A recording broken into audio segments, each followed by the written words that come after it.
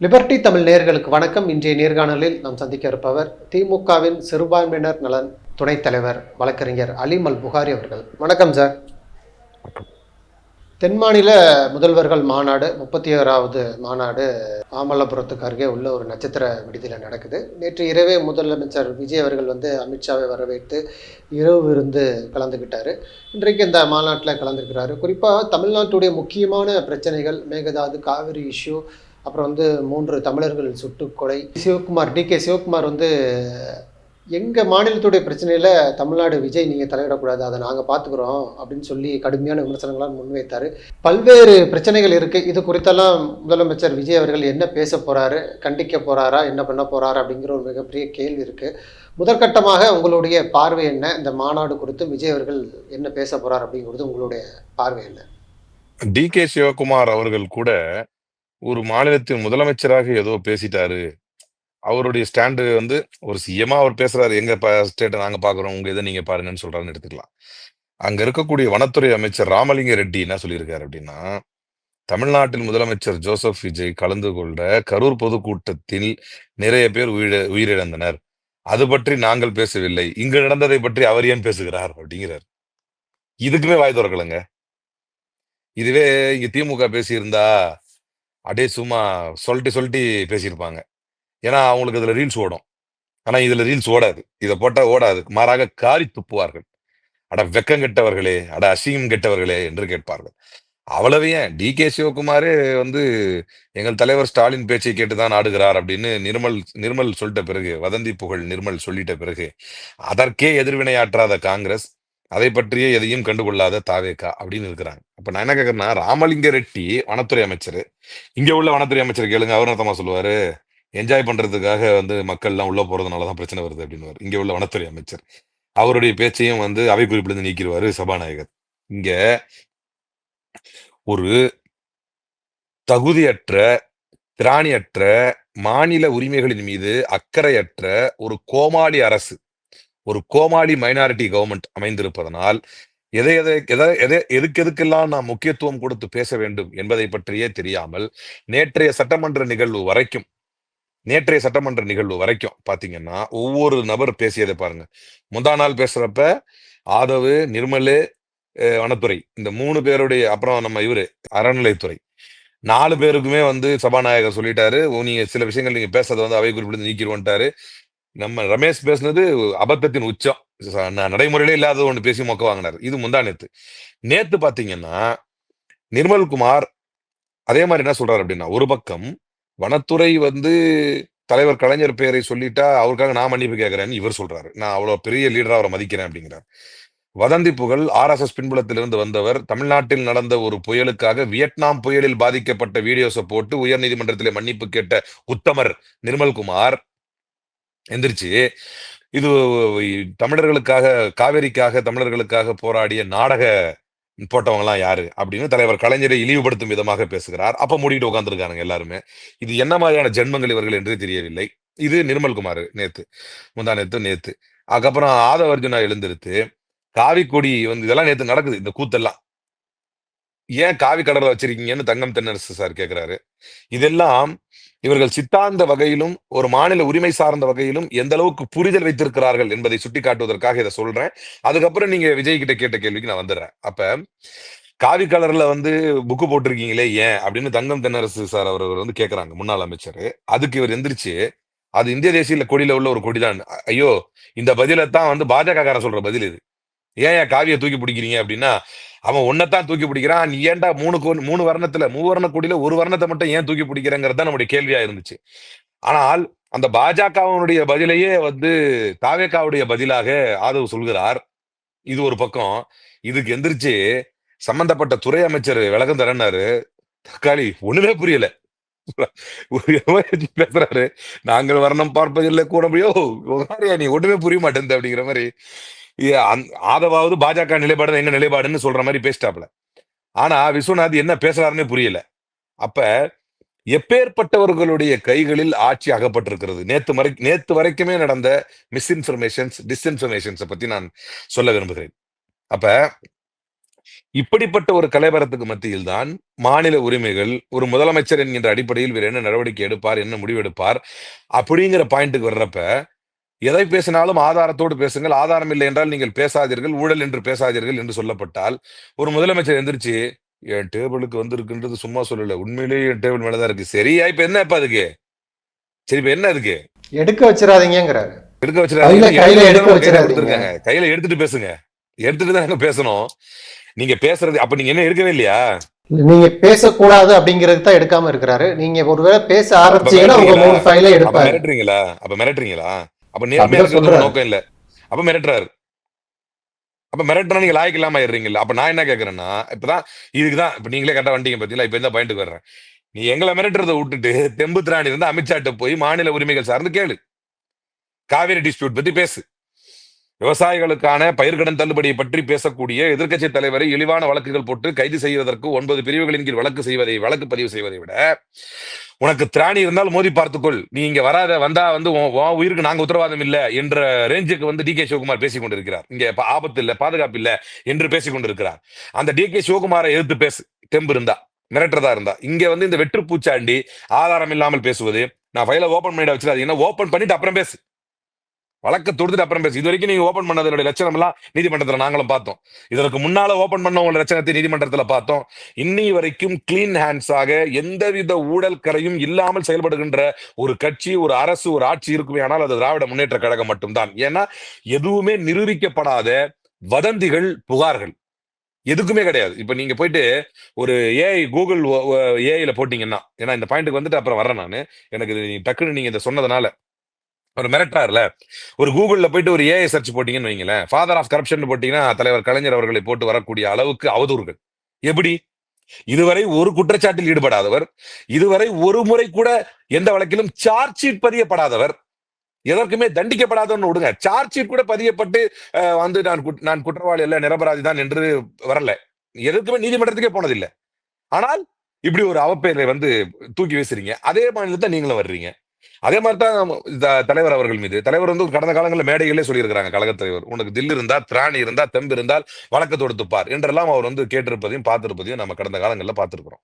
அப்ப நான் என்ன சொல்ல வர்றேன், இதுல முக்கியமான செய்தி என்ன சொல்ல வர்றேன் அப்படின்னா, இப்படி பொய்க்கும் அவதூறுக்கும் திராவிட முன்னேற்ற கழகத்தை மிரட்டுவதை விட மாநில உரிமைக்காகவும் விவசாயிகளின் நலனுக்காகவும் பெறப்பட வேண்டிய உரிமைகளுக்காகவும் அமித்ஷாவிடம் தெம்பா பேச வேண்டியதானே. அதை விட்டுட்டு ஏதோ இவங்க வீட்டுல செஞ்ச நெய்யை உராம் போட்டு நெய்யில செஞ்ச ஸ்வீட் ஏதோ போய் கொடுத்தாரு நேற்று, பாயாசம். இது ஏதோ ஒரு பாயாசத்தை அமித்ஷாக்கு என்ன பிடிக்கும்னு சமைச்சு கொண்டு போயிருக்காரு போல இருக்கு பாயாசத்தை. தலைவர் இல்ல, அவர்தான் அவருடைய நிலைப்பாடு சொல்லிட்டார்ல. அதாவது அவர் தான் இப்ப துணைத் தலைவரா இருக்கிறாரு. அதுக்கு அமித்ஷா தலைவர், துணைத் தலைவர், ஒன்றிய அரசோடு ஒரு ஒத்து போகிற நிலைமையில தானே, எதிர்க்க வேண்டிய கொள்கை ரீதியா எதிர்க்க வேண்டியது எதிர்ப்போம், மற்றபடி நாங்க வந்து ஒன்றிய அரசோடு இணக்கமாக தான் இருப்போம்னு சொல்லிட்டாரு. ஒன்றிய அரசோடு இணக்கமாக இருப்போம் என்கின்ற வார்த்தை கூட சொல்லாமல் டூத் அண்ட் நெய்லா வந்து the party that is opposing BJP, Dravida Munnetra Kazhagam, இந்த ஒரு வாதத்திற்காக கூட அப்படி பேசாமல் தெள்ள தெளிவாக சித்தாந்த அடிப்படையிலும் கொள்கை அடிப்படையிலும் பாஜகவை எதிர்க்கக்கூடிய கட்சியை பார்த்து எவ்வளவு ஏளன வார்த்தைகள், வசவு வார்த்தைகள், நீங்க பாயாசம், நீங்க போடுற நாடகம், இவர் பாட அவர் ஆடன்லாம் கடந்த காலங்கள்ல விஜய் பேசினாரு, அது இப்ப இவருக்கு பொருந்தி வருமா? என்ன இவங்க நடிச்சுக்கிட்டு இருக்கிறாங்க ரெண்டு பேரும், சின்ன பசங்க, எல்கேஜி யூகேஜி பசங்க சண்டை மாதிரி இருக்குது என்றெல்லாம் நையாண்டி பேசினாரு. இப்ப இனிக்குதா விஜய்க்கு? இப்ப எப்படி இருக்கு இப்ப பாக்குறப்ப? இப்ப இது எல்கேஜி யூகேஜி பசங்க சண்டையா விஜய்? இது எப்படி இது எப்படி இது இது இது எந்த கணக்குல சேர்க்கிறது? அப்ப நாங்கள் கடந்த காலங்களில் இது போன்ற பதவிகளை வகித்ததில்லை. ஒன்றிய அரசுகள் அழைக்கக்கூடிய நிகழ்வுகளில் கலந்திருக்கிறோம், என்னுடைய கருத்துக்களை தெரிவித்திருக்கிறோம். ஆனால் இன்றைக்கு அவர் தலைவர், இவர் துணைத் தலைவர், பார்க்கவே சூப்பரா இருக்கு. இப்பதான் வந்து என்ன சொல்றது, சம்பவ இடத்தை நெருங்குகிறது தாவேக்கா. இவங்கதான், நான் தான் சொல்றேங்க, நீங்க சொன்ன மாதிரி டெக்ளேர் பண்றது இல்ல, விட்டுருங்க. ஒவ்வொரு காலகட்டத்திலும் இப்ப வரைக்கும் பாசிச பாஜக என்றோ, கொள்கை எதிரி பாஜகவை பற்றியோ, பாஜக ஒழிக என்றோ முதலமைச்சரோ, முதலமைச்சருடைய சபார்டினேட்ஸோ யாருமே பேச கிடையாது. ஏன் ராஜ்மோகனே துரத்திட்டு ஓடினாங்க, ஓடிட்டாரு அந்த சிஜேபி ப்ராட்டஸ்ட்ல. ஆனால் இது வரைக்கும் இவர்கள் வாய் திறப்பதே இல்லை. மாறாக நம்மள கேட்கிறாங்க ஆட்சி வந்த பிறகு. அதுதான் அன்னைக்கு கூட செந்தில்வேல் சார் ஒரு டிபேட்ல சொல்லிட்டு இருந்தாரு, கடந்த தஞ்சாவூர் போராட்டம் வரைக்கும் பாசிச பாஜக தாங்க பேசிட்டு இருக்கிறோம் அப்படின்னு. அப்ப எந்த ஒரு கட்சி தன்னுடைய கொள்கை நிலைப்பாட்டில் தெளிவாக இருந்ததோ அதை விடுத்து விட்டு எல்லா வகையிலும் பாஜகவோடு சுமூகமாக செல்வதுதான் ஸ்ட்ராட்டஜி என்று பேசக்கூடிய விஜயை தூக்கி பிடிப்பதும் திராவிட முன்னேற்ற கழகத்தை டீலிமிட்டேஷன் விஷயத்தில் கேள்வி கேட்பதும் எந்த வகை நியாயம் அப்படின்னு நான் கேட்கிறேன். ஏன்னா முழுக்க முழுக்க பொய்களின் அடிப்படையிலும் ஆணவத்தின் அடிப்படையிலும் கட்டமைக்கப்பட்டிருக்கக்கூடிய ஒரு கட்சி தான் இந்த கட்சி. நீங்க பாருங்க, நேற்றைய சட்டமன்ற நிகழ்ச்சிகளை பாருங்க. எல்லாருக்கும் காரு வேணும் அப்படின்னு கேட்டாங்க. எவ்வளவு ஒரு கேவலமான கட்சி இந்த கட்சி. இந்த கட்சியினுடைய உறுப்பினர்கள் எவ்வளவு கேவலமா இருக்கிறாங்க. நேத்தே இது இந்த கார் வேணும்னு கேட்ட முக்கியமான ஆள் யாரு அப்படின்னா அந்த சபரி ஐங்கரனுக்கு டெக்ளேர்டு அசெட் மட்டுமே 72,74,620 ரூபா இருக்குது. டெக்ளேர்டு அசெட் மட்டும். கார் டாடா டிகார் வச்சிருக்கிறாப்ல 5 லட்ச ரூபாய்க்கு கூட வச்சிருப்பாங்க. அவர் பேர்ல இருக்கிறது. ஏன்னா அவர் எம்எல்ஏ அப்படின்னு பெருசா பிளேட்டை மாட்டிக்கிட்டு சுத்தினது இனோவா கார். அதனால அவர் வச்சிருக்கிறதா சொல்லப்படுற அவர் பேர்ல இருக்கிறதா சொல்லப்படுற டிகார் கார் மட்டும் 5 லட்சம் ரூபாய். இது கூட பரவாயில்ல. இதுக்கு வேணும்னு கேட்ட இன்னொரு ஆள் டி சண்முகம், இன்னொரு டிவிகே எம்எல்ஏ டி சண்முகம். அவருடைய அசையும் சொத்து மட்டும் 6,49,73,021 ரூபாய். அசையா சொத்து 31,03,00,000 ரூபாய். மொத்தம் சேர்த்தீங்கன்னா 37,52,73,021 ரூபாய். என்னையா இது பகல் கொள்ளையா இருக்குது. சரி, அதெல்லாத்தையும் விட ஹைலைட் என்னன்னா, எங்களுக்கு கார் இல்ல அதனால வர முடியலன்னு முதல்ல இந்த பேச்சை எழுப்பியவர் விடுதலை சிறுத்தைகள் கட்சியின் ஜோதிமணி. காங்கிரஸ் விடுதலை சிறுத்தைகள் தேர்ந்தெடுக்கப்பட்ட ஜோதிமணி. அவருடைய அசையும் அசையா சொத்துக்கள் சேர்த்து, அது 35, இது ஒரு 50, அசையும் அசையா சொத்துக்கள் சேர்த்து 85,47,835 ரூபாய்க்கு சொத்து காட்டியிருக்காரு. டெக்ளேர்டு அசெட் மட்டும் கிட்டத்தட்ட 1 கோடி ரூபாய் சொத்து வச்சிருக்கிற ஜோதிமணி, அவர் வச்சிருக்கிற காரு 9 லட்சம் ரூபாய் மதிப்புள்ள டொயோட்டா ஈட்டியாஸ் வச்சிருக்காப்புல. டெக்ளேர் பண்ணிருக்காரு. டெக்ளேர்டு அசெட் இதெல்லாம். டொயோட்டா ஈட்டியாஸ் அவர் பேர்ல டெக்ளேர்டா இருக்குது. மத்தவங்க வீட்டுல பெரிய பெரிய கார்லாம் இருக்கும். எவ்வளவு பெரிய அயோக்கியர்கள்ட்ட மாட்டிட்டு இருக்கிறோம் பாத்தீங்களா? பட்டப்பகல்ல சட்டமன்றத்தில் ஒரு பொய்ய சொல்லிட்டு அந்த பையன் அந்த எம்எல்ஏ ஆட்டிடியூட பாத்தீங்களா? பத்திரிகையாளர் கேள்விக்கு நின்னு பார்த்துட்டு அப்படி சிரிச்சுட்டு அப்படி போறாப்புல. என்ன ஒரு திமிரு. நான் ஒன்னே ஒண்ணு சொல்றேன், வரலாறு திரும்புகிறதுன்னு அடிக்கடி இவங்க சொல்றாங்கல்ல, வரலாறு திரும்புகிறதுன்னு. உண்மையிலே வரலாறு திரும்பிக்கிட்டு தான் இருக்கு. 91, 96 ஜெயலலிதாவை பார்க்கிறோம். உண்மையிலே இல்லை, சில எம்எல்ஏக்கள் கஷ்டப்படுறாங்க, கார் இல்லாமல் கஷ்டப்படுறாங்க, தொகுதிக்கு போவதுக்கு கார் இல்லை. அதாவது இப்போ அமைச்சர் ஆனந்தே சொல்லியிருந்தாரு, துணை சபாநாயகரை தேர்ந்தெடுக்கப்படுவர் 45,000 ரூபா தான் இருக்குன்னாரு. தலைவர் தான் நீங்கள் நின்னுங்க நான் பார்த்துக்கிறேன்னு சொல்லிட்டு இன்னைக்கு அவர் துணை சபாநாயகர் இருக்கிறாரு அப்படிங்கிறாரு. பல்வேறு அமைச்சர் எம்எல்ஏக்களுக்கு புதுசாக தேர்ந்தெடுக்கப்பட்டிருக்கிறாங்க. அவங்க புஷி ஆனந்த் பேச்சை நீங்க எடுத்துக்கிட்டீங்கன்னா ரொம்ப நேக்கா இருக்கிறதுலயே one of the most worst fellow Bussy Anand தான். ஏன்னா நேத்து மட்டுமே சட்டமன்றத்தில் புஷி ஆனந்துடைய பேச்சுன்னு வரதுனால சொல்றேன். நேத்து மட்டுமே சட்டமன்றத்தில் என்ன பேசுகிறார்? சில்லறைத்தனமாக நிர்மல்குமார் வீசிய அற்பத்தனமான ஒரு குற்றச்சாட்டு தான் இந்த பீஸ் கேரியர் மேட்டர். அவர் என்ன வண்டியா எடுத்துட்டு போக முடியும், நீங்க தான் பீஸ் கேரியரை பிடிங்கிறீங்களே அப்படின்னு சில்லறைத்தனமாக நிர்மல்குமார் பேசியதை சில்லறைத்தனமாக மீண்டும் ஒரு முறை புஷி ஆனந்த் சட்டமன்றத்தில் பேசுகிறார். திராவிட முன்னேற்ற மக்கள் பார்த்துக்கிட்டு தான் இருக்கிறாங்க. 91, 96 ஜெயலலிதா தான் இவங்க. அந்த 91 ஜெயலலிதாவாகத்தான் திரும்பி இருக்கிறார்கள். நான் சொல்றேன், எப்படி வரலாறு திரும்புது, இது எப்படி நடக்கும், இது போய் எப்படி முடியும், 96 ஜெயலலிதாவை எப்படி பிடரில் அடிச்சு ஓட விட்டோம் அப்படிங்கறதெல்லாம் நான் சொல்றேன் வரலாற்று ரீதியாவே. புஷி ஆனந்த் சில்லறைத்தனமாக என்ன பேசுகிறார்? பீஸ் கேரியர் புடிங்கிட்டு போயிட்டீங்க அப்படின்னு பேசுறாரு. பத்திரிகையாளர்கள் எல்லாம் உங்ககிட்ட ட்ரைனிங் எடுத்தவங்க அப்படிங்கிறாரு. நிறைய பத்திரிகையாளர்கள் அதை கண்டிச்சாங்க. ஆனா உங்ககிட்ட தான் அப்படியே போற போக்குல அப்படியே ஜாலியா பேசுறேன் அப்படிங்கிற பேச்சுல அப்படி ஜாலியா பேசிக்கிட்டே இருக்கிறேன் அப்படிங்கிற வயசுல சொல்றாரு. அதே மாதிரி ஜாலியா பேசுறேங்கிற பேச்சுலயே நீங்க இன்னொரு முறை பவருக்கே வர முடியாது. அப்பா நீ ஃபர்ஸ்ட் டைம் எம்எல்ஏப்பா ராஜா, ஏதோ ஏன்டா இப்படி அநியாயம் பண்றீங்க, இப்ப கனவு காணாதீங்க, இனிமே வர முடியாது, எங்க தலைவர் தான் இனிமேல் எம்ஜிஆர் மாதிரி இருக்கிற வரைக்கும் அவர்தான் இருப்பாரு. நீயே ஃபர்ஸ்ட் டைம் வந்திருக்க சட்டமன்றத்துக்குள்ள, ஏதோ முத வாட்டி இதே மாதிரி தான் 91, 96 ஜெயலலிதா வருகிறார்.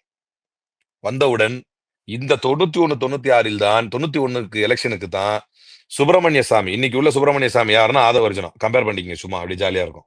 சரியா? முழுக்க அன்னைக்கு சுப்பிரமணிய சாமி தான் சப்போர்ட் பண்ணி ஸ்பான்சர் பண்ணார் ஜெயலலிதாக்கு. ஒரு நிறைய ஹியர்ஸ் எல்லாம் உண்டு. அசோக் லேலாண்ட் ஒரு சில 100 கோடி கிட்ட வாங்கி கொடுத்தாரு அப்படின்லாம் சொல்லுவாங்க. பட் ஹியர்ஸே. ஆனா ஃபுல் ஸ்பான்சர் அவர் தான் பண்ணார். ஜெயலலிதா திக்கி திணறி நிற்கும் பொழுது அவங்களை ஃபுல்லா ஸ்பான்சர் பண்ணி இழுத்துட்டு வந்தது அவர் தான். இன்னைக்கு ஆதவர்ஜனா பண்ற மாதிரி. அப்ப கூடவே இருந்தாரு, எல்லாம் பண்ணாரு. அதே 91, 96 ஜெயலலிதா என்ன செய்தார் அப்படின்னா, வந்த உடனே ஏகப்பட்ட விஷயங்கள். சசிகலா குடும்பம் வந்து மன்னார்குடி மாஃபியாவாக மாறி அட்டூழியம் செய்தது. எதிர்க்கின்ற அனைவரையும் வந்து கைது செய்தது. டிடிவி தினகரனுடைய லண்டன் ஹோட்டல் வழக்கு, அதே மாதிரி டிடிவி தினகரனுடைய பிளசன்ட் ஸ்டே வழக்கு, ஜெயலலிதாவுடைய டான்சி அவருடைய வளர்ப்பு பையனுடைய அந்த ஆடம்பர திருமண வழக்கு, அதே மாதிரி வந்து சுடுகாட்டு ஊழல், அதே போல அட்வொகேட் விஜயன், வழக்கறிஞர் விஜயன் என்பதை வந்து வீடு புகுந்து தாக்கியது, அதே போல வந்து ஆளுநர் செங்காரெட்டியை வந்து தாக்குதல் நடத்தியது, ஆளுநர் மீதே தாக்குதல் நடத்தியது, சுப்பிரமணிய சாமியை நீதிமன்ற வளாகத்திலே வைத்து 93ல இஃப் ஐம் நாட் ராங், அது 91 96ல தான் சுப்பிரமணிய சாமியை வந்து நீதிமன்ற வளாகத்திலே வைத்து பண்ணது. அருணாச்சலம் என்கின்ற ஒரு ஒடுக்கப்பட்ட சமூகத்தை சார்ந்த எம்பியை வந்து பிளைட்ல இருந்து இறக்கி விட்டது. இதெல்லாம் ஜெயலலிதா செய்த அட்ராசிட்டி. மரியாதைக்குரிய சிதம்பரம் அவர்களை வந்து இழிவு செய்தது. பாஷா படத்தினுடைய விழாவில வந்து ரஜினிகாந்த் பேசும்பொழுது கூட இருந்த அமைச்சர் வந்து வீரப்பன் வந்து அமைச்சர் இருக்கும் போதே வெடிகுண்டு கலாச்சாரத்தை பற்றி ரஜினி பேசினார் என்பதற்காக வீரப்பனை வந்து அமைச்சர் பதவியில் இருந்து தூக்கியது. அதே போல வந்து ஜெயலலிதா வருகிறார், அவங்க கோட்டைக்கு போயிட்டு வர்றாங்க அப்படிங்கிறதுக்காக மணிக்கணக்காக மக்களை வெயில நிக்க வச்சது. அவங்களுடைய கான்வாய்க்காக மணிக்கணக்காக மக்களை வெயில நிக்க வச்சது. ஜெயலலிதா அதே மாதிரி அந்த பிளசன்ட் ஸ்டே வழக்குலயும் சரி, தர்மபுரி அந்த வழக்குல வந்து தண்டனை கேட்டவுடன் தர்மபுரி மாணவிகளை எரிச்சாங்கல்ல, அதெல்லாம் இந்த வழக்குக்காக தான், இந்த வழக்கினுடைய முடிவுக்காக தான். அதே மாதிரி பல பெயர்களை வந்து மாற்றியது, பல திட்டங்களுடைய பெயர்களை மாற்றியது. ஜெயலலிதாவுடைய பட்டியல் நீண்டுகிட்டே போகும். இதுல சற்றும் குறையாமல் தான் இந்த அனைத்தையும் இன்றைக்கு தாவேகா செய்து கொண்டிருக்கிறது. ஃபர்ஸ்ட் டைம் ஜெயலலிதா வந்து எப்படி பண்ணாங்களோ அதே மாதிரி செஞ்சாங்க. அதனுடைய விளைவு என்னவாக இருந்தது ஜெயலலிதாவிற்கு? தன்னுடைய எதிரிகளை கைது செய்வது, தான் அமைச்சரவையில் இப்ப நேத்து கூட யாரும் மணிசாரா யாரோ பேசிட்டு இருக்கும்போது ஒரு விஷயம் கேட்டேன். அதாவது இப்படி அரசவையில வந்து புகழ் பாட பாட பாட அடுத்த பிஎம்ஏ இதெல்லாம் ஜெயலலிதா பாடி முடிச்சிட்டாங்க. இதுவும் ஜெயலலிதா பாடினாங்க. இதான் அடுத்த பிரைம் மினிஸ்டர் இவங்க தான். இத்தனைக்கும் ஜெயலலிதா அவ்வளவு ஆணவம் கொண்டு சுத்தியதுல ஒரு நியாயம் இருந்துச்சு. என்னன்னா ஜெயலலிதா ஃபுல் மெஜாரிட்டியில ஜெயிச்சிருந்தாங்க. இவனுங்க அற்பப்பதர்கள் அற்பனுக்கு வாழ்வு வந்தால் அர்த்தராத்திரிகள் குடைபிடிப்பான் என்பது போல் நீயே ஒரு மைனாரிட்டி கவர்மெண்ட், அர்த்தராத்திரிகளை குடைபிடிக்கக்கூடிய மைனாரிட்டி கவர்மெண்ட் இது. அர்ப்பனுக்கு வாழ்வு வந்த மைனாரிட்டி கவர்மெண்ட் இது. அர்ப்பனுக்கு வாழ்வு வந்தால் அர்த்தராத்திரியில் குடைபிடிப்பார் என்பதை போல அற்ப எம்எல்ஏக்கள் அர்த்தராத்திரில கொடை பிடிச்சுக்கிட்டு சீனை போட்டுட்டு சுத்திக்கிட்டு இருக்கானுங்க. ஒரே சீன் தொந்தரவு தாங்க முடியல. எங்கள் வெற்றி தலைவர் கடைக்கண்ணு தாங்க முடியல சட்டமன்றத்தினுடைய சேட்டை. இதைவிட மோசமானவர் ஜெயலலிதா. இதைவிட மோசமாக 91 96 இருக்கிற எல்லா அநியாயமும் பண்ணாரு. இன்னைக்கு முதல் ஊழல் வெளியே வந்திருக்கிறது. அது என்ன ஊழல்? அவருடைய ஆபீஸ நாமக்கல் மாளிகைக்கு மாத்துறதுல 5.50 கோடி 3 நாளைக்கு முன்னாலே தினமணில பேப்பர்ல வருது. அதுக்கப்புறம் தான் டெண்டர்ல வருது. இதை கேட்டா அப்படியே சர்வசாதாரணமா கடந்து போறாங்க. எல்லாத்தையும் நோட் பண்ணிட்டு இருக்கிறோம். இதே ஜெயலலிதா டான்சியிலும் சரி, ஏன் இன்னைக்கு செங்கோட்டையன் அவ்வளவு யோக்கியமா பேசுறாரு. சுப்பிரமணிய சாமி போட்ட வழக்குல இதே செங்கோட்டையனைத்தான் வந்து முக்கியமான சாட்சியாக கூப்பிட்டு விசாரிச்சாங்க. சுப்பிரமணிய சாமி வந்து அந்த ஒரு பஸ் ரெடி பண்ணாங்க பாருங்க ஜெயலலிதாவுக்கு. செங்கோட்டையன் வந்து இதுல லக்ஸுரி கோச் ஒண்ணு கன்ஸ்ட்ரக்ட் பண்ணாங்க.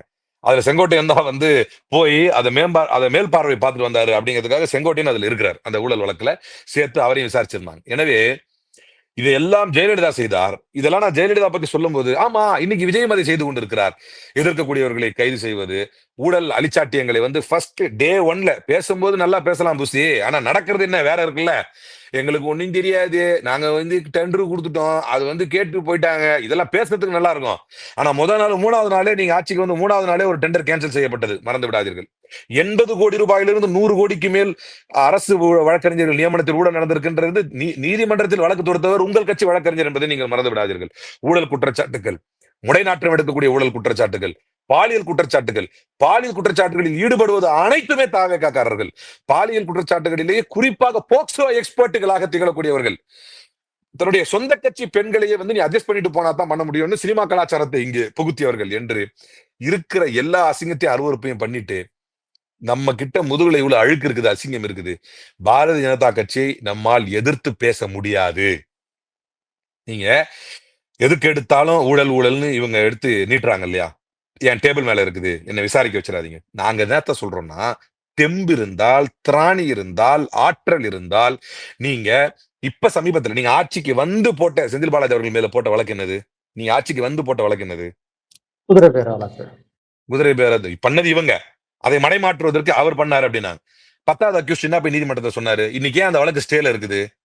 என்னை கட்டாயப்படுத்தி என்னை கட்டாயப்படுத்தி ப்ராபிஷன் ஆஃப் இது வந்து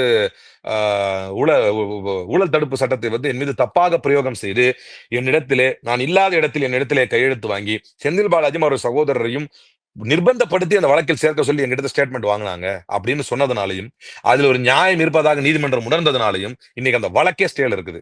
எல்லாரும் பெயில்ல இருக்கிறாங்க. எல்லாரும் பெயில்ல வந்தாச்சு. எல்லாருக்குமே எல்லாரும் பெயில்ல வந்தது மட்டும் இல்ல, எல்லாருக்கும் ரிலாக்ஸேஷன் ஆயிருச்சு. இப்ப அந்த வழக்குல யாருமே இல்ல, அந்த வழக்கே ஸ்டேல இருக்கு. அப்படின்னா இது இவருடைய லட்சணம். அதான் நான் சொல்றேன், உனக்கு தெம்பு இருந்தா போடு. என்ன வழக்கு வெளியே சும்மா அந்த டேபிள்ல இருக்குது, தலை மேல இருக்குது, டிராகுல வச்சிருக்கிறேன், இந்த பிட் எல்லாம் வேணாம். ஏன்னா பேச வைக்காதீங்கிறாரு. பேச வைக்காதீங்க.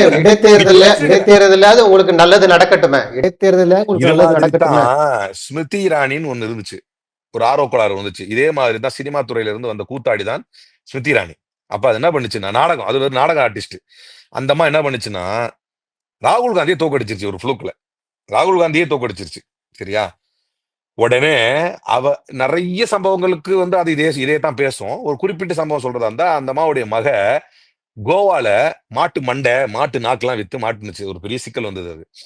அதுக்கப்புறம் அந்த விளாகர்கிட்டே அது பேசின வீடியோ எல்லாம் வந்து ரொம்ப அசிங்கப்பட்டாங்கன்னு வைங்களேன். அப்போ ஒரு பிரஸ் மீட், அந்த பிரஸ் மீட்ல உட்காந்து ஸ்மிருதி இராணி சொல்லுது, இஃப் ராகுல் Gandhi has got the audacity to face me again அப்படின்னு. ஏய், கேட்ட கேள்வி என்ன விஜய்? உங்களிடத்துல கேட்கப்பட்ட கேள்வி, விவசாய நலன் மீது, விவசாய கடன் மீது உங்களுடைய நிலைப்பாடு என்ன? எங்களுக்கு பேச தெரியாம இல்ல, நாங்க பேசின, நாங்க தோத்துட்டு போறோம், ஏன் நாங்க ஆட்சி அமைக்கணும் நீ விரும்புவியா என்ன? இது தெரியாம கேட்கிறேன். இது பதில் இல்லை. அப்ப ஸ்மிருதி இராணி, அதுக்கப்புறம் வரேன் அந்த ஹிஸ்டரிக்கு வரேன். அதே ஸ்மிருதி இராணியை ராகுல் காந்தி என்ன பண்ணாரு? உங்க ஆளு தான் பக்கத்துல இருக்காங்க 2 அமைச்சர்கள், கேட்டு தெரிஞ்சுக்கங்க. டி.கே. சிவகுமார் பத்தி பேசும்போது கூட சப்ஜெக்ட் உயிர் இருக்கான்னு தோன்ற அளவுக்கு அமைதியா இருந்தாங்கல்ல, அவங்களை கேளு வேணா சொல்லுவாரு. இதே ஸ்மிருதி இராணியை தன்னுடைய லாயலிஸ்ட் ஒருத்தரை, ஸ்டேட் பாலிட்டிக்ஸ்ல இருக்கக்கூடிய தன்னுடைய லாயலிஸ்ட் ஒருத்தரை நிக்க வச்சு கேவலமாக தோற்கடித்தது காங்கிரஸ். இன்னைக்கு ஸ்மிருதி இராணி ஆள் அடையாளமே கிடையாது. இன்னைக்கு ஸ்மிருதி இராணி ஆள் அடையாளமே கிடையாது. எங்க இருக்கிறாங்கன்னே தெரியாது. அரசியல்லே எங்க இருக்கிறாங்கன்னு தெரியாது. இதைவிட கேவலமான விஜய் இதைவிட கேவலமான நிலைக்கு விஜய் தள்ளப்படுவார். இதைவிட கேவலமான நிலைக்கு விஜய் தள்ளப்படுவார். அதுல மாற்று கருத்தே கிடையாது. ஏன்னா இதே விஜய் டைலாக் தான், ஆணவத்தில் அழிஞ்சவங்க தான் அதிகம். நாட்டுல வந்து ஆணவத்தில் அழிஞ்சவங்க தான் அதிகம். உங்கள் வெற்றி, நான் ஒன்னே ஒண்ணுதான் கேட்கிறேன், விஜயே ஒரு பயந்தாங்கோலி. நீங்க வந்து கரூர்ல ஓடினாரு, அதை வச்சு சொல்றேன்னு நினைக்கிறீங்களா? அதை வச்சு சொல்லல. கரூரில் ஓடியதை வைத்து சொல்லவில்லை. தானே ஜெயிப்போமா என்று உறுதிப்பாடு இல்லாதனாலதான் நீயே 2 தொகுதியில் நின்ற. கரெக்டா இல்லையா? தானே ஜெயிப்போமா என்று தெரியாதனால தான் தானே 2 தொகுதியில் நின்ற பயந்தாங்கோலி எல்லாம் வெற்றி தோல்வியை பற்றி பேசலாமா? நான் ஒரே கேள்வி திரும்ப திரும்ப கேட்பேன். இந்த அப்படி மைக்காடி அப்படி மாற்றுறது, நீங்க திரும்ப ஜெயிங்க அப்படின்னு சொல்றது, இந்த வெற்றியவே தன்னுடைய கேள்விகளுக்கு எல்லாம் பதிலா சொல்ற அகந்த ஆணவத்தெல்லாம் உன்னை விட பெரிய பெரிய ஆள்லாம் பார்த்துட்டோம். 91, 96லயே ஸ்மிருதி இராணி எல்லாம் பார்த்துட்டோம். கேட்கிற கேள்வி என்னன்னா, நீ அவ்வளவு பெரிய அப்பாட்டாக்கறனா 2 தொகுதியில் எதுக்கு நின்ற? பதில் சொல்லு. நீ அவ்வளவு பெரிய அப்பாட்டாக்கறனா நீ எதுக்கு 2? நான் எடுத்த முடிவின் மீதும், நாங்க செஞ்சிருக்கிற நல்ல காரியங்களின் மீதும், எங்கள் தொகுதிக்கு செய்திருக்கக்கூடிய மேம்பாட்டு பணிகளின் மீதும் நம்பிக்கை இருந்தது. நாங்க வந்து தலைவர் வந்து திரும்ப அதே தொகுதியில் நின்றார். அவருடைய நெஞ்சுறுதியை பாராட்டுறதா? புதுசா வந்திருக்கிற நாங்க தான் அப்படி இப்படி நாங்க மாற்றம் கொண்டு வரோம்னு சொன்னா மக்கள் நம்புவாங்க. ஏன்னா உங்க மேல இப்போதைக்கு பேக்ரவுண்ட்ல எதுவுமே இல்ல, உங்க மேல குற்றச்சாட்டுகள் என்று கூட சொல்றதுக்கு ஒண்ணு இல்ல. ஆனால் அப்படிப்பட்ட நீயே 2 தொகுதி எழுத 2 பயந்தாங்கோலி. ஒரு பயந்தாங்கோலி வெற்றி தோல்வியை பற்றி பேசலாமா? ஒரு பயந்தாங்கோலி தன்னுடைய தோல்விக்கு பயந்து 2 தொகுதியில் நின்ற இந்த பயந்தாங்கோலி, நானும் பாக்குறேன் நீங்களும் திரும்ப ஜெயிச்சு வர வேணாமா, இதெல்லாம் கேட்கல. உங்ககிட்ட கேட்ட கேள்விகளுக்கு பதில். விவசாய கடனை எப்போது தள்ளுபடி செய்வீர்கள்? காவேரி நதிநீரை பற்றி எப்போது பேசுவீர்கள்? நீங்கள் எங்கள் மீது வைக்கக்கூடிய ஊழல் என்கின்ற வார்த்தையை திரும்ப பெறுங்கள். உங்களிடத்தில் ஆதாரம் இருந்தால் பேசுங்கள் என்று வைக்கப்பட்ட எதற்குமே பதில் இல்லை. என்ன நிலைப்பாடு எடுத்திருக்கிறான்றதுக்கு பேச வேண்டிய இடத்துல பேசுவார். இன்றைக்கு அந்த முதல்வர்கள் மாநாடு நடக்குது, அமித்ஷாவை முதல் முறையாக சந்திக்கிறாரு. சட்டமன்றத்தில் எதிர்கட்சிகள் இருக்கும்போது பேசினாதாங்க பதில் கிடைக்கும் உங்களுக்கு. அமித்ஷா போய் என்ன பண்ண போறீங்க? அமித்ஷா போயிட்டு எங்களை திமுக காரன் பழி வாங்கி விடுங்கன்னு சொல்ல போறீங்களா? இன்னைக்கு கடுமையான பேச்சுக்கள் பேசுவார் முதல்வர். அந்த தென்மாநில முதல்வர் மாநாட்டுல டி.கே. சிவகுமார் கண்டிச்சு எல்லாம் பேசுவார்னு கூட சொல்றாங்க. பாப்போமா, நம்ம திரும்ப பேசுவோமா? நோட் பண்ணிக்கங்க இதே வீடியோவை, இப்ப இதே சேனல்ல நோட் பண்ணி வச்சுக்கோங்க. அகைன் நம்ம லிபர்ட்டியில பேசுறோம். அவர் என்ன கடுமையா பேசுறாரு, பேசுறோம், கண்டிப்பா உறுதியா பேசுறோம். சரியா? கண்டிப்பா அது பண்ணா இருக்க போகுது. அவர் பேசுறாரா இல்லையான்னு நம்ம பார்த்துட்டு, அமித்ஷா முன்னாலும் டி.கே. சிவகுமார் முன்னாலையும் பம்பி கொண்டு நின்னாரா விஜய், அல்லது பக்கா மாசாக பேசினாரா விஜய் என்பதை பார்க்க போறோம். பாக்குறோம், நம்ம கண்டிப்பா பேசுறோம். நாளைக்கு இதே விஜய் இவர் என்ன பண்றாரா? திரும்ப சொல்றேங்க, தானே ஜெயிப்போமா என்பது கூட தெரியாமல் ஃப்ளூக்கில் 2 தொகுதியில் நின்ற ஒரு பயந்தாங்கோலிக்கெல்லாம் ஒரு லெகசி, அரசியலில் ஒரு லெகசியில் இருக்கக்கூடிய தலைவரை பற்றி பேசுவதற்கு அருகதை இல்லை. கேட்ட கேள்விகளுக்கும் ஆட்சி அதிகாரம் எங்க எதிர்கட்சி தலைவர், எங்கள் இளந்தலைவர் வந்து எந்திரிச்சு கேட்கிறாரு, இவ்வளவு சட்டம் ஒழுங்கு சிக்கல் இருக்குது என்னன்னு கேட்கிறாரு. பதிலுக்கு என்ன சொல்றீங்க எந்திரிச்சு? உங்க கட்சியில இருந்தாரு 2.5 வயசு குழந்தைய. ஓ, அதுக்கு தான் தோத்துட்டோம், முடிஞ்சு போச்சு. ஆனாலும் எதிர்கட்சி தலைவர் வச்சு நடவடிக்கை எடுத்திருக்கோம், எஃப்ஐஆர் போட்டிருக்கோம். உன் கட்சி நிர்வாகி பவுடர் நுணுக்குனாரு, என்ன பதில்? அந்த பவுடர் நுணுக்கலுக்கு பதில் சொன்னாரா விஜய்? ராணிப்பேட்டை மாவட்ட செயலாளர் விஜய் மோகன் மேல எஃப்ஐஆர் இருக்குது, பதில் சொல்லுவாரா விஜய்? ஸ்ரீவைகுண்டம் சரவணன் மீது புகார்கள் இருக்கிறது, சொந்த கட்சி நிர்வாகியை நீக்கி இருக்காங்களே, பதில் சொல்லுவாரா விஜய்? சொந்த கட்சி பெண்ணை 80 கோடி ரூபாய்க்கு மேல ஊழல் நடந்திருக்குன்னு நீதிமன்றத்தில் வழக்கு போட்டிருக்கிறாரு. அதை பத்தி பேச, உன் கட்சி பிரச்சனையை பத்தி பேசுனா நீங்க கொஞ்சம் ஜெயிக்க வேணாமா? நீயே ஒரு பயந்தாங்கோலி. திரும்ப அதான் சொல்லுவேன், விஜய் ஒரு பயந்தாங்கோலி. பயந்ததனால் தான் 2 தொகுதியில் நின்றார். நீங்கள் கரூரை மனதில் வைக்காதீர்கள், நான் அதை வச்சு சொல்லல. 2 தொகுதியிலே நின்று தானே ஜெயிப்போமா என்று தெரியாத ஒரு பயந்தாங்கோலிக்கு இவ்வளவு பேச்சு ஆகாது. எனவே சட்டமன்றத்தில் விஜய் ஒரு பயந்தாங்கோலி, அரசியல் களத்தில் விஜய் ஒரு பயந்தாங்கோலி. இதுவே அவர் இப்போது வரக்கூடிய முதலமைச்சர்கள் மாநாட்டில் என்ன சாதிக்கிறார்னு பார்ப்போம். இப்ப இந்த முதலமைச்சர் தென் மாநிலத்துல போயிட்டு தலைவர் அமித்ஷாவின் தலைமை ஏற்றிருக்கக்கூடிய துணைத் தலைவர் விஜய் அவர்கள் பாசிச பாயாசம் கிண்டி அமித்ஷாவை வரவேற்றிருக்கக்கூடிய விஜய் அவர்கள் ஊராம்பூட்டு நெய்யில் ஸ்வீட் செய்து விஜய் பாசிச பாயாசத்தை கிண்டி அமித்ஷாவிற்கு தந்து வரவேற்ற விஜய் அவர்கள், துணைத் தலைவர் விஜய் அவர்கள் தலைவர் அமித்ஷாவிடம் இருந்து என்ன நியாயத்தை பெறுகிறார்? விஷயத்தை நீ பாத்துக்க, நீ வந்தா எங்களுக்கு ஸ்டேட்ல பாதுகாப்பு இல்லை என்று சொல்லி அசிங்கப்படுத்திய DK சிவகுமாரையும், ரெட்டி வந்து கரூரை பத்தி நாங்க பேசணுமா, எங்க ஊர்ல நடக்கிறத பத்தி நீ பேசாத, என்ன அசிங்கம் பத்தியா? இதுக்கு ஒரு பதிலாவது சொல்றானுங்களா? வாய மூடிட்டு இருக்கானுங்க பயந்தாங்கோலிங்க, பயந்தாங்கோலி பசங்க வாய மூடிட்டு இருக்கானு கப் சிப்புன்னு. அவளை ஏங்க நயனார் ராகேந்திரன் மேல எஃப்ஐஆர் போட்டீங்களா? நயனார் ராகேந்திரன் கைது எல்லாம் பண்ணாத. சிரிப்பா சிரிக்குது இந்த பயந்தாங்கோலிங்க பிச்சு. பயந்தாங்கோலி கட்சி தாவேக்கா, அவருடைய தலைவர்கள் அனைவரும் பயந்தாங்கோலிகள், தொடை நடுங்கிகள்.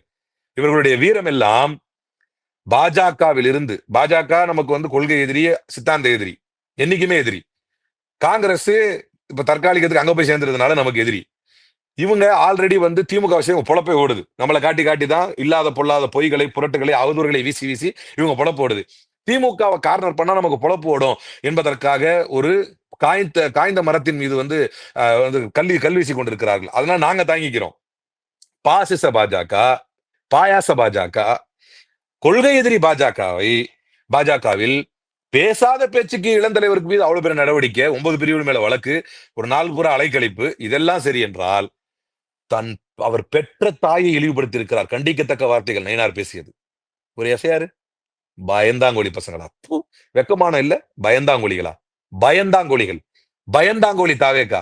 நயினாரையே பேசுறதுக்கு துப்பில்லாதவன்ட்டு போயிட்டு நீங்க அமித்ஷா என்ன பேசுவான்னு நினைக்கிறீங்க? நயினாரையே பேசுறதுக்கு வெட்கம், மானம், சூடு, சொரணை, உப்பிட்டு உண்ணும் தன்மை எதுவுமே இல்லாத பயந்தாங்கோலிகள் இவர்கள். போய் அமித்ஷா பேசுவாங்க, DK சிவகுமார்ட்ட பேசிடுவாங்களா? தெம்பு இருக்கா? திராணி இருக்கா? சேலஞ்ச். திரும்ப நாளைக்கு பேசுறோம், நம்ம நாளைக்கு பேசுறோம். இந்த மாநாடு முடிஞ்ச பிறகு அப்படியே திராணியா எந்திரிச்சு, நாங்கள் கடிதம் எழுதி கொண்டு இருக்க மாட்டோம். என்ன முதலமைச்சரே செட்டிங்கா? LKG UKG பசங்க விளையாட்டு மாதிரி இருக்குது, பாசிசமா பாயாசமா, நாங்கெல்லாம் எப்படி தெரியுமா வந்தோடனே அப்படி கேட்போம். அது இல்லாம விஜய் தளபதி என்ன பண்ணிருக்காரு தெரியும்ல? சென்ட்ரல் கவர்மெண்ட்டை பார்த்து விஜய் தளபதி சொல்லியிருக்காரு. விஜய் தளபதி என்ன சொல்லியிருக்காருன்னா, நீ வந்து சென்ட்ரல் கவர்மெண்ட்ல இருந்து எனக்கு சரியா பண்ணலன்னா உனக்கு வர டாக்ஸ் தான் நிறுத்திடுன்னு சொல்லியிருக்காராம். அதெல்லாம் இப்ப பேசுவார். இதெல்லாம் விஜய் தளபதி பேசினாருன்னு நார்த் இந்தியாவில் ஓடிட்டு இருக்கு. எனவே ஊதி பெரிதாக்கப்பட்ட ஒரு அற்ப பதர்களின் வெற்று கூடாரம் தான் டிவிக்கு. 10 பிசாக்கு மாநில உரிமைக்கோ விஷயங்களுக்கோ எந்த விதத்திலும் லாயக்கு இல்லாதவர்களை ஒரு ஃப்ளூக்ல 108 வாங்கி ஒரு மைனாரிட்டி கவர்மெண்ட் அமைஞ்ச உடனே பன்னெடுங்காலமாக திமுக யாரையெல்லாம் இவர்கள் கொள்கைவாதிகள் என்று நினைத்ததோ அவர்களுடைய கொள்கையெல்லாம் பல்லிழிக்கக்கூடிய அளவில் அசிங்கப்பட்டு எல்லாரும் போய் இன்னைக்கு சேர்ந்திருக்கிறாங்க. இவங்க எல்லாரும் அதான் இந்த கம்யூனிஸ்டுகள் சொல்லிதான் ஆகணும். உச்சகட்ட ஹைலைட் என்னன்னா, சாய்குமார் சொல்லி எடுத்தாராமா, இன்னைக்கு பேப்பர்ல வந்திருக்கு. அதையும் போடுறானுங்க பெருமையா டிவி காரனுங்க. சாய்குமார் வந்து அத இது பண்ண சொன்னாராம். இன்னைக்கு பேப்பர்ல பாருங்க, chief secretary insisted on steps to prevent youth from CJP left protest, அந்த போராட்டங்கள்ல கலந்து கூடாது அப்படின்னு. இது கல்லூரி கல்வியான அதுல அது வந்து சாய்குமார் சொன்னாராமா. சாய்குமார் சொன்னாருன்னா முதலமைச்சர் எதுக்கடா இருக்காரு? இன்னுமாடா முட்டு கொடுக்குறீங்க டே கம்யூனிஸ்ட் தோழர்களே? இந்த மாணவர் இயக்கத்துல இருந்து கொஞ்சம் பேர் கோளாறுங்க இருக்கானுங்க, திடீர் விஜய் ரசிகர்கள் அவனுங்க எல்லாம். அவனுங்க என்ன சொல்றானுங்கன்னா, அந்த வட்டாட்சியர் மீது எடுக்கப்பட்ட என்ன சொல்வாரு யாரு? சிபிஎம், சிபிஐ காரங்களுடைய லிஸ்ட்லாம் கேட்டாப்புலல்ல. வட்டாட்சியர் அவர் அந்த வட்டாட்சியர் மேல மாற்றப்பட்டிருக்கிறார் நடவடிக்கை சென்னைக்கு. எடுத்தாச்சாம். நடவடிக்கை எடுத்துட்டாங்களாமா. எதுக்கு சென்னைக்கு எடுத்தான்னு சிஎம் கேளியா? சு. வெங்கடேசன் அறிக்கை பாத்தீங்களா? அதுல விஜய்னு பேர் இல்ல, தமிழ்நாடு அரசு பேர் இல்ல. ஆனா தப்பாவாம். செம்ம காமெடியா இருக்கு. இதுவே திமுக இருந்தா அப்படியே பொங்கி விழுந்திருப்பார் திருமாவளவன். அப்படியே பொங்கி விழுந்திருக்கும் கம்யூனிஸ்ட். நம்மள கேக்குறானுங்க. நடந்து பாத்தியா? நடவடிக்கை எடுத்துட்டோம். பாத்தியா? சூப்பர். ஏய் தெம்பா திராணியா விஜய் கிட்ட போய் டிமாண்ட் பண்ணியா? எக்ஸ்பிளனேஷன் டிமாண்ட் பண்ணியா? சரி முதலமைச்சர் பண்ண முதலீட்டு அமைச்சர்ட்டையாவது கேளு போய். உங்களுக்கு அவ்வளவுதான் ஆக்சஸே. நீங்க போக முடிஞ்ச இடம் ஆதவர்ஜனா தான். அதுக்கு மேல உங்களுக்கு ஆக்சஸே கிடையாது கம்யூனிஸ்டுகளுக்குலாம். போய் அங்க கேளு. ஒரு சில நல்ல கம்யூனிஸ்டுகள் இருக்கிறார்கள், முத்தரசன் போன்று. அவர்களை தவிர மற்ற சில பேர் வந்து இப்ப என்ன ஆயிட்டாங்கன்னா, குறிப்பா இந்த மாணவர் அமைப்புகள்லாம் கேவலம் கெட்டு போயிருச்சு. விஜய் ரசிகர்களாக எல்லாரும் மாறிட்டாங்க. அப்ப சாய்குமார் செய்தாராம் இந்த செய்தி. இதை எப்படி ஏத்துக்கிறானுங்கன்னு தெரியல. அப்ப ஒருவேளை சாய்குமார் செஞ்சா விஜய வந்து யூ ஆர் இன்கம்பீட்டன்ட் கொஸ்டின் கேளு. நீ தகுதி இல்லாத முதலமைச்சர் கேள்வி கேளு. இப்படியேதான் ஒரு கூத்தாடி கவர்மெண்ட் கூத்தாடிக்கிட்டு இருக்குது. என்னத்த செய்ய போறோம்னு தெரியல எதிர்காலத்தில். நாளை சந்திப்போம் இந்த முதலமைச்சர்கள் மாநாட்டிற்கு பிறகு. என்ன செம காமெடியா இருக்கும். விஜய் அப்படியே எந்திரிச்சு டென்ஷனா பேசுவார். அப்படியே ஏஐல தான் வீடியோவை எதிர்பார்க்கலாமே தவிர யதார்த்தத்துல அதெல்லாம் நடக்காது. சரி அப்படியே டென்ஷனா எந்திரிச்சு கத்தி எங்க மக்கள் உரிமை எப்படி பண்ணிட்டீங்க அப்படின்னு கேட்பாருல, செமையா இருக்கும்ல. இன்னைக்கு எல்லாம் தற்கூரிஸ்லாம் அப்படியே ஒரு கற்பனையில் இருப்பாங்க. டேய் நேரம் நம்ம அண்ணன் செமையா கொஸ்டின் கேட்பாருல, டென்ஷன் ஆயிட்டு இருப்பாருல அமித்ஷா கிட்ட. நாளைக்கு பார்ப்போம். நன்றி. நிறைய நல்ல தகவல்களை நேயர்களுக்கு சொல்லியிருக்கீங்க. உங்களுடைய நேரத்துக்கு மிக்க நன்றி.